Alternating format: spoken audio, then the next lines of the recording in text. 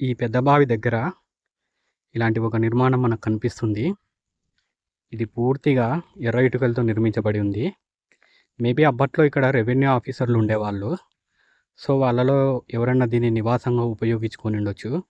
లేదంటే ఇది కూడా ఒక రెవెన్యూ ఆఫీస్‌లో భాగంగా ఉండొచ్చు. లోపలికి వెళ్ళి చూస్తాను ఎలా ఉందో ఇది.